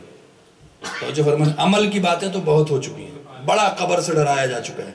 جو جتنا قبر سے ڈراتا ہو اتنی بڑا علامہ ہے. علامہ وہی جو قبر سے ڈراتا ہو. لیکن عقیدہ ٹھیک کرنا آج کے دور میں جیسی کتابیں ہم نے دیکھی ہیں آپ کو اندازہ نہیں ہے. ابھی آپ کے پاس وہ کتابیں آئی نہیں ہیں. جس طرح سے وہ کام کر رہے ہیں توحید کا بچانا، مضبوط کرنا بہت ضروری ہے. اور توحید کے مضبوط کرنے کے لیے علماء کے پاس جائیں. یہ ڈرائیو تھرو مولویوں کا ساتھ چھوڑیں. یہ سوائے جہالت کے کچھ نہیں پھیلاتے. یہ ویسٹرن کلچر کو اسلامی کلچر بنا کے بچوں کو برباد کر رہے ہیں. ان کے پاس کچھ نہیں ہے. میں چیلنج کرتا ہوں یہاں پر بیٹھ کے، ممبر پہ چیلنج کرنا اچھی بات نہیں ہوتی دو چار بڑے علماء کو چھوڑ کے. میں چیلنج کرتا ہوں ان کو عربی نہیں آتی، انہیں تاریخ کی معلومات نہیں ہے، انہیں شیعوں کی بنیادیں نہیں معلوم ہے. یہ غلط باتیں کرتے ہیں بیٹھ کے ممبر سے. توحید بتائیں. قاضی نور اللہ شوستری نے توحید پر جو بحث کی توحید بتا کو دکھائے. آپ دیکھیں دنیا ہمیں کافر ثابت کرنے پر لگی ہوئی ہے. دنیا پارلیمنٹ میں شیعوں کو کافر کہہ کے ان کو نکالنے کے لیے تولی ہوئی ہے. اور آپ ہیں کہ سمجھ رہے ہیں ہمیں توحید سمجھانا چاہیے. توحید کیا ہے، اللہ کی وحدانیت کیا ہے. قاضی نور اللہ شوستری سے بہتر کسی نے توحید تشیع میں نہیں سنائی ہے. کیا کہا انہوں نے؟ کہا اللہ کا فیصلہ آخری فیصلہ ہے. اگر کوئی اسی فیصلے پر چیلنج کر دے تو مشرک ہے، اس سے کہ وہ اللہ کو نہیں مان رہا ہے. سب سے بڑا مثال کے طور پر کہا جہاں جہاں فیصلہ، جیسے کورٹ کی بات کی کہ کورٹ ہے، وہ بھی قاضی تھے تو اس طرح انہوں نے بات کی، جج تھے وہ. انہوں نے کہا کہ اگر کوئی سیشن کورٹ کا جج فیصلہ دیتا ہے تو ہائی کورٹ کہتا ہے کہ ہم، وکیل کہتا ہے کہ ہم اس کو چیلنج کریں گے ہائی کورٹ میں. یعنی اس فیصلے پر چیلنج کرنے کا اختیار ہے. ہائی کورٹ میں مقدمہ آ رہا، وکیل نے کہا ہم سپریم کورٹ میں چیلنج کریں گے. سپریم کورٹ میں آ رہا، اس نے کہا ہم مرسی پٹیشن داخل کریں گے جج کے پریزیڈنٹ کے پاس. پریزیڈنٹ نے اگر جو فیصلہ دے دیا، اب وکیل نہیں کہتا کہ اس کو چیلنج کریں گے. اگر کہہ دے تو اس کو جیل میں ڈالیں گے، مجرم ہو گیا. کیوں؟ یہ آخری فیصلہ ہے. اس سے بڑا کوئی فیصلہ نہیں ہے. فیصلے پر چیلنج کرنا ہی تو اس کی عظمت کا قائل نہ ہونا ہے. تو جب اللہ ایک ہے، احد ہے، تو اس کا فیصلہ بھی اکیلا ہے. جو جہاں جہاں اللہ کے فیصلے کو چیلنج کرے وہ مشرک ہے. جو اللہ کے فیصلے کو مان لے وہ مشرک نہیں ہے. اب قاضی نور اللہ شوستری نے کہا کہ اللہ کا فیصلہ یہ ہے کہ اللہ کی ذات علم سے جدا نہیں ہے. وہ اس کی جب سے ذات ہے تب سے علم ہے. تو یہ تو مانتے ہو کہ اللہ کا علم اس کی ملکیت ہے. میں کیا کہہ گیا؟ ملکیت ہے نا، وہ مالک ہے اس علم کا جو اس کی ذات کے ساتھ ہمیشہ رہے گا. اب اگر اللہ اپنے اس علم کے ذریعے کسی کو باب العلم بنا دے تو جو اعتراض کرے مشرک وہ ہے. صلوات پڑھیں نا محمد وآل محمد.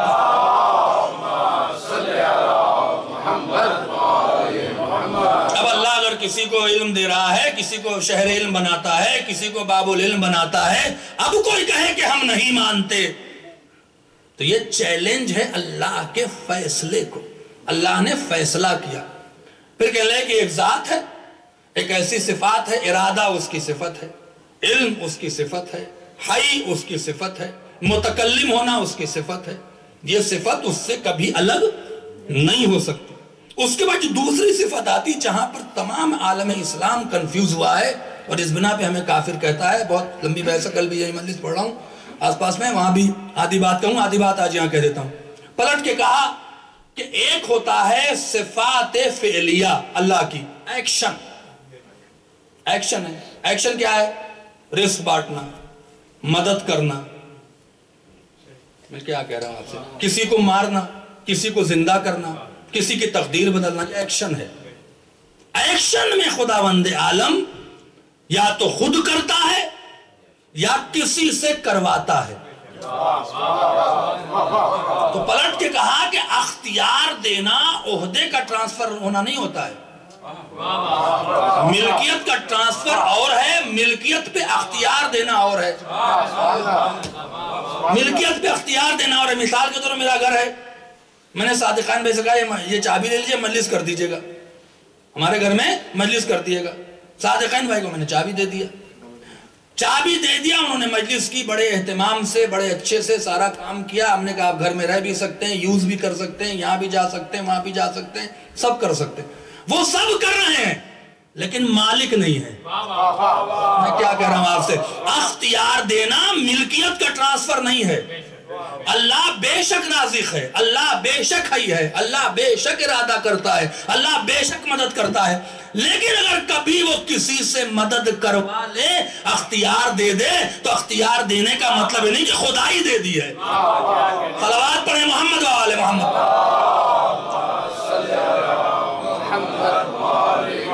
اسی لیے آپ دیکھیں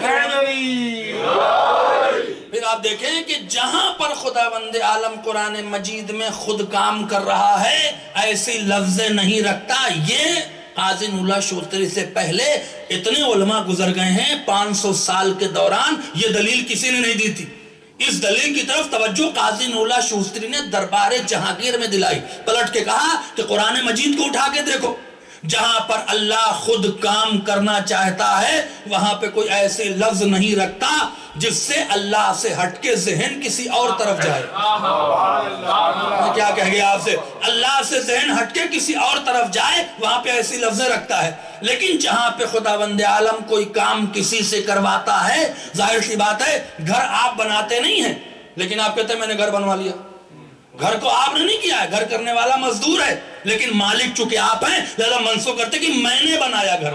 گھر بنایا ہے کسی مزدور نے, لیکن مالک کہتا ہے کہ میں نے بنایا ہے گھر. نسبت دینے کا مطلب ہے کہ بنانے والا مالک نہیں ہے, نوکر ہے, لیکن بنانے کا شرف اسے حاصل ہے. آئے ہائے. تو اللہ کہیں جب کرتا ہے تو کوئی ایسی لفظیں نہیں رکھتا کہ جہاں بندوں کا ذہن کسی اور طرف جائے, لیکن جہاں کسی سے کرواتا ہے ایسی لفظیں رکھتا ہے کہ ذہن اللہ سے ہٹ کے بندے کی طرف جائے. اگر بندے کی طرف ذہن نہیں جا رہا تو پھر ویسا اللہ لے آؤ.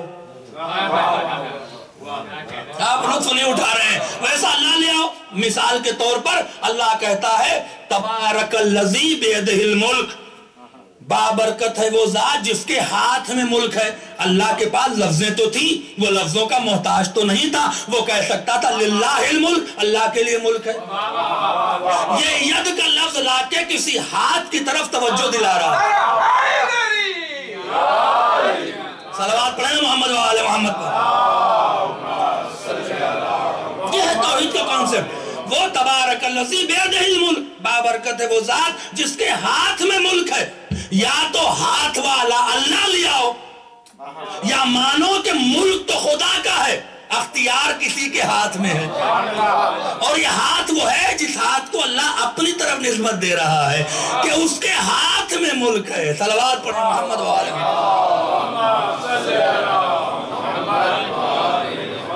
توجہ فرما رہے ہیں.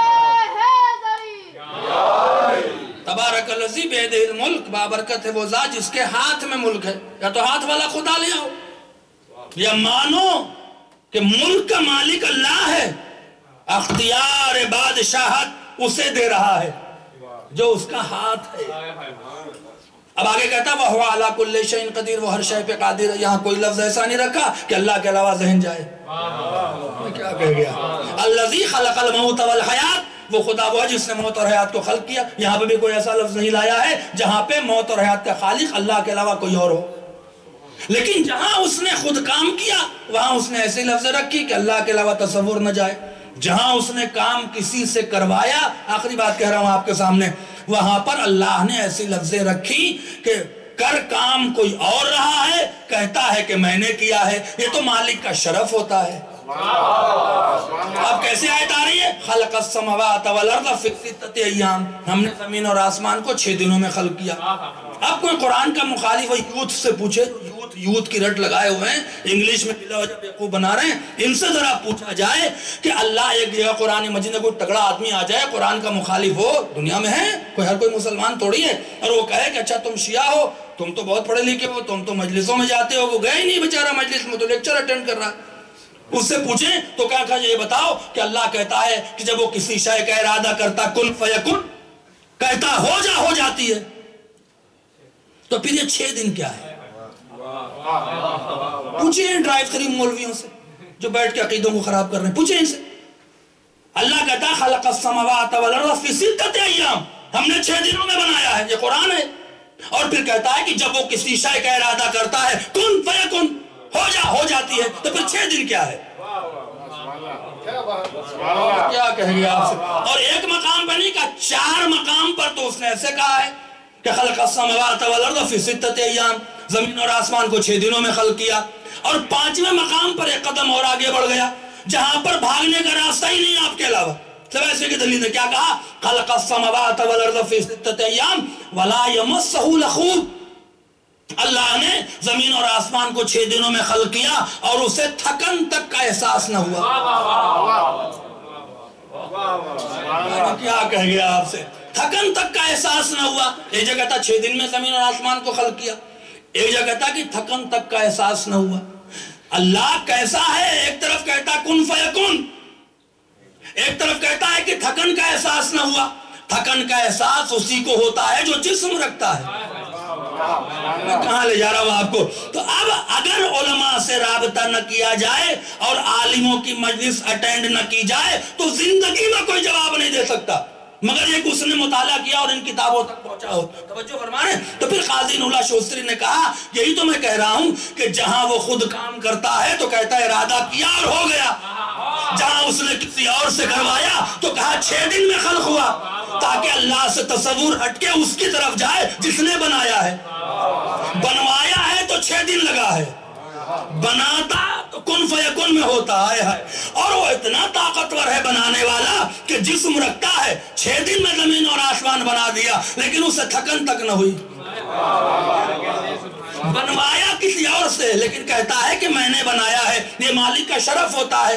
اب دنیا میں تلاش کرو کہ زمین اور آسمان کو بنایا کس نے ہے، تو سوائے ایک شخص کے کہ جو کوفے کے ممبر سے کہہ رہا ہے مجھ سے سوال کر لو، میں زمین سے زیادہ آسمانوں کے راستوں کو جانتا ہوں۔ جو بناتا ہے وہی راستہ جانتا ہے۔ صلوات پڑھیں محمد والے۔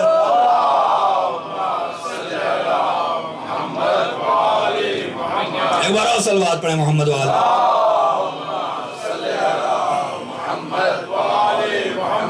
اگر خدا بند عالم کسی سے کام لے لیتا ہے تو اس کا مطلب نہیں کہ اس میں ہم شریک سمجھتے۔ کنفیوز مسلمان یہی ہوا ہے کہ ہم جو کہتے ہیں کہ اب ظاہر میں وقت نہیں بچا، مجھے آگے بھی جانا ہے، تو علی کو بلاتے ہیں اللہ سمجھ کے، اللہ سمجھ کے نہیں بلاتے علی کو، اللہ نے کہا ہے کہ بلاؤ تو بلاتے ہیں۔ اللہ کے کہنے پر کعبے کے سامنے سجدہ کرتے ہیں، ورنہ گھٹنے تک جھکنے کو خدا نے منع کیا ہے غیر اللہ کے سامنے۔ گھٹنے تک نہ جھکا کریں، حرام ہے۔ بہت لوگ جھک جاتے ہیں، نہیں، گھٹنے تک جھکنا حرام ہے۔ رکوع تک نہیں آ سکتے کسی کے سامنے آپ۔ احترام اتنا کریں کہ اللہ کے احترام میں اور بندے کے احترام میں فرق رہ جائے۔ تو کسی کے سامنے گھٹنے تک جھکنے کو حرام کر رہا ہے، کعبے کے سامنے سر جھکا رہا ہے۔ اپنے سامنے جھکاتا، نعوذ باللہ کھڑا ہو جاتا کہ لو میرے سامنے سجدہ کرو۔ کیوں جھک رہے ہو؟ اس لیے کہ اللہ نے کہا ہے کہ کعبے کی طرف جھکو تو جھک رہے ہو۔ اللہ نے رسول سے کہا ہے کہ علی کو مدد کے لیے بلاؤ تو ہم مدد کے لیے بلا رہے ہیں۔ اللہ سمجھ کے نہیں بلا رہا ہے، یہ سمجھ کے بلا رہے ہیں کہ یہ مدد کرے گا تو اس کی مدد اللہ کی مدد ہوگی۔ علی کی مدد غیر اللہ کی مدد نہیں ہے۔ صلوات پڑھیں نا محمد وآل محمد۔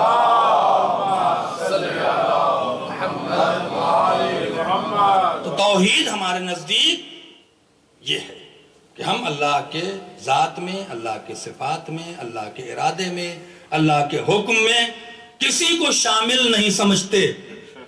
ہاں اگر اللہ کسی کو کہہ دے کہ اس نے بنایا ہے تو اللہ کا فیصلہ ہے۔ اللہ نے فیصلہ کیا ہے کہ زمین اور آسمان کوئی اور بنائے میرے علاوہ۔ یہ فیصلے کا ماننا توحید ہے، اس فیصلے کا چیلنج کرنا شرک ہے۔ توجہ فرما رہے ہیں؟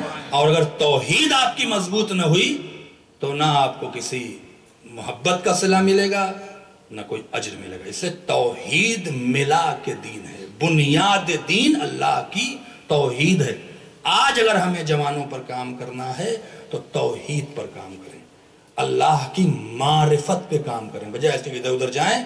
توحید سمجھائیں کہ شیعہ مذہب میں توحید کا کانسیپٹ کیا ہے، تاکہ دنیا اگر ہمیں کل کافر کہے تو کہتے ہیں، دنیا تو کہے گی، مارے گی، قتل کرے گی۔ آپ چاہے کچھ کریں چاہے نہ کریں. کہتے ہیں جی یہاں تبرہ پڑھتے ہیں, پاکستان میں مارے آتے ہیں. تو عراق میں کیوں مارے جا رہے ہیں؟ وہاں تو تبرہ نہیں ہوتی تھی. متوکل کے زمانے میں شیعوں کیوں مارا گیا؟ اورنگزیب کے زمانے میں شیعوں کا قتل عام, جا کے آپ اورنگ آباد کب انڈیا جائیں اور جا کے دیکھیں شیعوں کا حشر کیا کیا تھا اورنگزیب نے. آپ کو اندازہ نہیں اس کے مظالم کا. کیوں مارا تھا؟ اس وقت تو تقیہ میں شیعہ تھے. کتنے سادات تشیع مذہب سے ہٹ گئے. کیوں ہٹ گئے؟ مجبوری میں کہہ نہیں سکے کہ ہم شیعہ تھے. آپ دیکھیں سید نقوی لکھتا ہے, سید رضوی بھی لکھتا ہے, لیکن شیعہ نہیں ہے. تو کہیں یہ حالات ہمارے ساتھ نہ پیدا ہو جائیں. وہاں تو مقید تھے, یہاں آزادی ہے کہ یہ نہ پڑھو, یہ نہ کہو, یہ نہ کہو, یہاں نہ جاؤ, وہاں نہ جاؤ. اور کل بچہ جو ہے اپنے بیٹی کا نام دشمنان اہل بیت کے نام پہ رکھنے لگے. توجہ فرما رہے, لہٰذا دشمن اور دوست میں فرق کا پیدا کرنا ہی دین ہے. اور اللہ کہتا ہے کہ اس دین کی طرف تبلیغ کرو چاہے تمہیں کتنی ہی زحمت اٹھانی کیوں نہ پڑے. اور امام حسین نے کربلا کے میدان میں دین کے لیے لڑائی لڑی ہے, توحید کی لڑائی لڑی ہے, عقیدے کی لڑائی لڑی ہے, علی کا دفاع کیا. آپ دیکھیں جناب علی اکبر جب شہید ہوئے تو امام حسین نے حملہ نہیں کیا, بیٹے کی لاش پہ گئے, تلوار نہیں اٹھائی, تلوار نہیں چلائی. آپ ان تصورات سے دیکھیں, بیٹا مارا گیا, جس کا جوان بیٹا مارا جائے, فاطمہ کا لال بہادر کائنات پہ اختیار ہو, کم سے کم گھوڑا دوڑا لیتا. علی اکبر کے قاتل کوئی قتل کر دیتا نہیں کیا, کچھ نہ بولے. جبکہ ادھر سے امام حسین کو کہا جا رہا تھا, بہت کچھ کہا جا رہا تھا. جناب عباس کی لاش پہ گئے, فوج تو تھی, فوج کو دور نہیں گئی تھی, فوج پوچھ رہی تھی. جب جناب امام حسین اسلام ادھر ادھر کہتے تھے کہ میرے عباس کے خون کی خوشبو آ رہی ہے, تو ان میں سے کسی نے کہا تھا فاطمہ کے پسر کیا تلاش کر رہے ہو؟ لیکن حسین نے تلوار نہیں اٹھائی. حسین نے کب تلوار اٹھائی؟ کربلا اس کا نام ہے. عزاداری کا مقصد کیا ہے؟ ارے بے وقوفو, عزاداری ہی مقصد ہے, عزاداری ہی مقصد ہے. کوئی ماں اپنے لال کے جنازے پر بیٹھ کے جب روتی ہے تو اس کے ذہن میں کوئی مقصد نہیں ہوتا. مقصد ہوتا ہے کہ جتنا اس بیٹے سے ماں کی محبت ہوگی اتنا ہی وہ روئے گا. عزاداری ہی مقصد ہے, عزاداری کا کوئی مقصد نہیں, عزاداری ہی مقصد ہے. ہم پیدا ہی کیے گئے حسین پر رونے کے لیے. ہاں, رونے کے لیے دل کا منور ہونا, گناہوں سے بچنا, حرام غذاؤں کا نہ کھانا, تاکہ دل منور رہے اور حسین پہ گریہ کرنے کا جی چاہے. عزاداری مقصد, عزاداری ہی مقصد ہے. امام حسین نے کب تلوار اٹھائی کربلا میں؟ اگر لڑنا ہوتا تو عباس کے دفاع میں لڑتے. چلیے عباس سے کہتے کہ جاؤ تم پانی بھرو. فاطمہ کا لال عباس سے کم بہادر نہیں تھا, یہ فاطمہ کا فرزند تھا. جب عباس بہادر ہو سکتے ہیں, عباس اتنے شجاع ہو سکتے ہیں, تو جو حسین عباس سے زیادہ بہادر تھے. لیکن تلوار نہیں اٹھائی. چلو بھائی تم مشق میں پانی لاؤ, ہم فوج کو دیکھتے ہیں. نہیں اٹھائی تلوار حسین نے. حسین نے کب تلوار اٹھائی ہے؟ بس اگر یہ آپ سمجھ گئے تو کربلا کا مقصد سمجھ میں آئے گا. کب تلوار اٹھائی حسین نے؟ آئے آخر رخصت کے بعد. تاریخ کے اختلاف کے اعتبار سے 30,000 سے لے کے 1,00,000 تک کی روایت ہے, لیکن 30,000 تک علماء نے لکھا ہے کہ فوج تھی. 30,000 فوج ایک حسین کو مار, 30,000 فوج موجود تھی. اور 30,000 فوج کے درمیان جب امام حسین آئے تو رکاب پہ پاؤں رکھ کے کھڑے ہو گئے. کھڑے ہونے کے بعد چاہا کہ کچھ کہیں, کچھ خطبہ دے دیں. خطبے کو شروع کیا تھا کہ عمر سعد نے کہا حسین کا خطبہ فوج تک پہنچ گیا تو فوج منقلب ہو جائے گی, لہذا شور مچاؤ, خطبہ سننے نہ دو. امام حسین نے ایک بار کوشش کی, فوجوں نے شور مچایا, ڈھول بجایا اور کہنے لگے مارو حسین کو قتل کرو. حسین پھر خاموش ہوئے. پھر دوسری بار امام حسین نے بولنا شروع کیا, پھر فوج نے شور مچایا. تیسری بار امام حسین نے کیا کہا بے شک اے عمر سعد تیری فوج اور تیرے پیٹ میں حرام بھرا ہے, تجھ پر میری نصیحت اثر نہیں کرے گی. جن کے پیٹوں میں حرام بھرا ہوتا ہے انہیں اہل بیت کی فضیلت اور نصیحت اچھی نہیں لگتی. یہ حسین نے کہا ہے. پھر پوچھا اچھا تم میری نصیحت نہیں سنتے تو اتنا بتا دو مجھے کیوں مار رہے ہو؟ کیوں مار رہے ہو؟ کسی نے تبلیغ کا لفظ نہیں رکھا. کیوں مار رہے ہو؟ پوچھا ہے امام حسین نے. ہم نے تمہارا کچھ بگاڑا ہے؟ نہیں. فرزند ہم نے کسی کا مال لوٹا؟ نہیں. ہم نے کسی پہ ظلم کیا ہے؟ نہیں. کیوں مار رہے ہو؟ تو ہمارے ساتھ نے کہا حسین سننا چاہتے ہو کیوں مار رہے ہیں؟ کہاں کا بغضاً لأبیک، تمہارے باپ کے بغض میں مار رہے ہیں. بس جیسے ہی باپ کے بغض کی بات آئی حسین نے تلوار کھینچ لی. اب حسین اپنے باپ سے بغض رکھنے والوں کو مار رہے تھے. میں کیا کہہ گیا آپ سے؟ حسین اپنے باپ سے بغض رکھنے والوں کو مار رہے تھے کہ جو باپ سے بغض رکھتا ہے وہ رسول کی نگاہ میں کافر ہے. یا علی حبک الایمان والتقوی وبغضک کفر ونفاق. اور حسین نے علی کے دفاع میں تلوار اٹھائی، علی کے دفاع میں لڑے. آپ کہیں دکھا دیں جناب زینب جب خطبہ دے رہی تھی یزید کے عبید اللہ ابن زیاد کے دربار میں تو خطبہ دیا ہے. شام میں چوتھے امام نے اجازت دی ہے تو زینب بولی ہیں. شام کے بازار میں زینب نہیں بولی ہیں چونکہ شام غیروں کا مجمع تھا. عبید اللہ ابن زیاد کے دربار میں کیا کہا ہے جناب زینب نے؟ جا کے پڑھیں تو آپ کے سمجھ میں آئے گا مقصد کربلا کیا ہے. جب اس نے پوچھا کہ تمہارے ساتھ کیا ہوا، تم تو بڑے اللہ کے نزدیک تھے، دیکھو آج ہمارے پاس سب کچھ ہے، تمہارے مرد قتل کر دیے گئے، تمہیں گرفتار کر کے لایا گیا. ہائے میں جناب زینب کی معرفت پہ قربان ہو جاؤں. پلٹ کے کیا کہا؟ شکوانی کے کیا کہا؟ رئی تو جمیلاً جمالاً. اسی مصیبت میں تو خدا کا جمال دکھ رہا ہے. یہ توحید سمجھایا ہے جناب زینب. اسی مصیبت میں تو خدا کا جمال دکھ رہا ہے، معرفت کو سمجھایا ہے. اور جب تقریر کیا تو کہا عبید اللہ ابن زیاد تجھے معلوم ہے تو کس سے بات کر رہا ہے؟ اگر تو اپنے شجرے کو نہیں بیان کرنا چاہتا تو میں بیان کروں اور میں بتاؤں کہ میں کون ہوں اور تو کون ہے. عبید اللہ ابن زیاد نے پھر اجازت نہیں دی جناب زینب کو، جانتی تھی. اس کا دوسرا خطبہ کہاں دیا؟ یزید کے دربار میں. جب چوتھے امام نے مصلحت کے بنا پہ، چونکہ چوتھے امام جانتے تھے. اور کب کہا؟ کب جناب زینب بولی ہیں؟ ایسے نہیں بولی ہیں. جب یزید نے دین اسلام کی توہین کی ہے، اس نے رسالت کو، عقیدے کو، عمل کو داؤں پہ لگایا ہے، تب جناب زینب بولی ہیں. اور بولی ہیں تو کیا کہا ہے کہ یزید تو اپنا تعارف کرائے گا یا میں اپنا تعارف کراؤں اور تیرا تعارف کراؤں. وہاں پر بھی جناب زینب نے مولائے کائنات کے فضائل پڑھے. کیا کہا تھا؟ انا بنت امیر المومنین تو انت ابن امام المفسدین. تو امام المفسدین کا بیٹا ہے، میں امیر المومنین کی بیٹی ہوں. میں اس کی بیٹی ہوں جس کے رسول نے یہ فرمایا، میں اس کی بیٹی ہوں جس کے رسول نے یہ فرمایا، تو اس کا بیٹا ہے. یہ فضائل نہیں تو اور کیا تھا؟ جناب زینب دربار میں فضائل پڑھ رہی تھی، علی کے فضائل کی تبلیغ کر رہی تھی. چونکہ یہاں پر کوئی جانتا نہیں تھا، پروپیگنڈا اتنا ہو چکا تھا کہ لوگ علی کو نہیں پہچان رہے، لوگ علی کو نہیں جان رہے. کربلا علی کی فضیلتوں کے دفاع کا نام، ورنہ آسان نہیں تھا عزیزو. آپ سوچیں امام حسین کم سے کم اگر یہ اپنے باپ کے دفاع کی منزلت نہ ہوتی تو بچوں کو چھوڑ آتے، کہتے ٹھیک ہے چلو تمہیں چھوڑ آئیں. ہر انسان اپنے بچوں کو پہلے محفوظ کرتا ہے، لیکن حسین کو پتا تھا کہ میری شہادت کے بعد میرے بچوں پہ کیا گزرے گی. محفوظ نہیں کیا. کیوں؟ پھر کسی موقع پر آپ کو بتائیں کیوں حسین نے محفوظ نہیں کیا.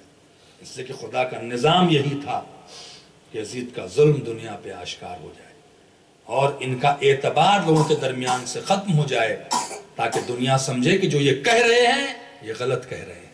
جنہوں نے پروپیگنڈا کیا ہے غلط کیا ہے. تاکہ جو پروپیگنڈا میرے باپ کے خلاف پچھلے 50-60 سال سے چلا آ رہا ہے وہ میری قربانیوں کی بنا پر پروپیگنڈا ختم ہو جائے. اور وہ ہوا بھی بالکل اسی طرح سے کہ آج یزید اور بنی امیہ اور ابو سفیان کا نام لینے والا کوئی نہیں ہے اور علی کا نام غیر مسلم بھی لے رہا ہے تو عزت اور احترام سے لے رہا ہے. یہ ان بچوں کی، ان جناب زینب کی قربانیوں کا صلہ تھا، یہ جناب سکینہ کی قربانیوں کا صلہ تھا. ہاں تیرا سفر ہے روایت کے مطابق کہ آج بی بی سکینہ سلام اللہ علیہ کی روایت کے مطابق کہا جاتا ہے کہ شہادت کی تاریخ ہے. ایک روایت پڑھ دیتا ہوں جو روایت امام کو بہت پسند ہے.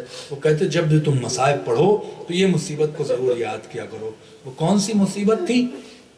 مختار کہتے ہیں کہ جب میں حمید ابن مسلم کو گرفتار کر کے لایا ہوں، بڑی سخت روایت ہے، میں ایسی موقع پر چونکہ سفر کا مہینہ ہے، محرم کا یہ ایام ازاں ہیں، ورنہ میں ان روایتوں کو عام طور سے نہیں پڑھا کرتا ہوں، لیکن چونکہ یہ روایت ائمہ کو بہت پسند ہے، بہت رلاتی ہے روایت، جب بھی سوچو گے تو رو گے. بہت مختصر سا جملہ ہے کہ حمید ابن مسلم کہتا ہے کہ جب حسین قتل ہو گئے، خیموں میں آگ لگ گئی اور ہم نے دیکھا کہ سیدانیاں ایک طرف جا کے بیٹھ گئیں، تو میں نے سوچا کہ اب معاملہ کیا ہے.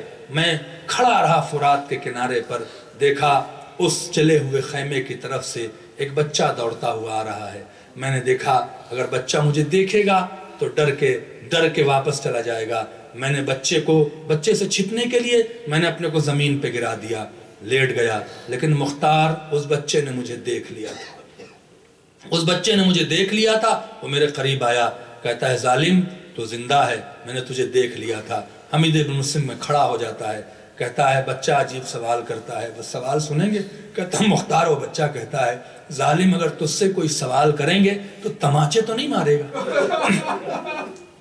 ظالم اگر تجھ سے کوئی سوال کریں گے تو تازیانے تو نہیں مارے گا؟ بس 2 جملے کی روایت ہے اور التماس دعا ہے. پلٹ کے کہا نہیں تم سوال کرو. کہا ظالم مجھے فرات کا راستہ بتا دے، مجھے فرات کا راستہ بتا دے. سننا تھا. کہا فرات پر جا کے کیا کرو گے؟ تو کہتا ہے کہ فرات پر میرا چچا سو رہا ہے. حمید ابن مسلم کہتا ہے مختار زینب کی بے پردگی کا اثر حسین کے چھوٹے چھوٹے بچوں پر تھا، اس سے واضح ہوتا ہے. کہا جا کے کیا کرے گا؟ تو کہا کہ مجھے عباس کہاں پر ہیں، مجھے چچا کا راستہ بتا دو. کہا چچا کی لاش پہ جا کے کیا کرو گے؟ عجیب جملہ کہتا ہے، یہ جملہ بڑا قیامت کا ہے. کہتا ہے میں چچا کی لاش پہ جا کے یہ نہ کہوں گا کہ مجھے تماچے مارے گئے، یہ نہ کہوں گا کہ مجھے تازیانے لگائے گئے، یہ نہ کہوں گا، بس اتنا جملہ کہوں گا چچا اٹھو پھوپھی کے سر پہ چادر نہیں، چچا اٹھو پھوپھی کے سر پہ چادر نہیں ہے. حمید ابن مسلم کہتا ہے جیسے ہی بچے نے یہ جملہ کہا عباس کی لاش تڑپنے لگی، آواز دی واپس جاؤ، یہ امتحان کا وقت ہے. سيعلم الذين ظلموا ينقلبون انا للہ و انا الیہ راجعون. پروردگار محمد و آل محمد کا واسطہ ہماری سزا کو قبول فرما، ہمارے گناہوں کو بخش دے، ہمیں نیک اعمال کی توفیق عطا، حاضرین پہ رحمت نازل فرما، صاحب خانہ کی تمام نیک مرادوں کو پورا فرما. جس گھر میں مجلس ہو رہی پڑے اس گھر پہ رحمت و برکت نازل فرما. زندہ رہیں تو اہل بیت کی محبت میں، موت آئے تو اہل بیت کی محبت. پروردگار محمد و آل محمد کا واسطہ علماء، خطبہ، ذاکرین، نوحہ خان، مرثیہ خان، سوس خان، ماتمدار، جو جس طرح سے اس عزاداری کی خدمت کر رہا ہے، پروردگار ان خدمات کو قبول فرما. علماء اعلام مراج کرام کا سایہ ہمارے سروں پر قائم فرما.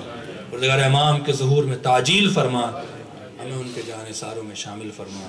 آپ حضرات سے گزارش ہے 1 بار سورہ حمد اور 3 بار سورہ توحید کی تلاوت فرما کے شوکت آرا بیگم بنت مرزا محمد آغا، سید محمد جعفر رضوی ابن سید علی مہدی رضوی، آغا ہادی حسن ابن آغا غلام علی، مرزا محمد جعفر ابن مرزا محمد آغا، سید علی حسن ابن سید حسن کی روح کو اصال فرما دیں.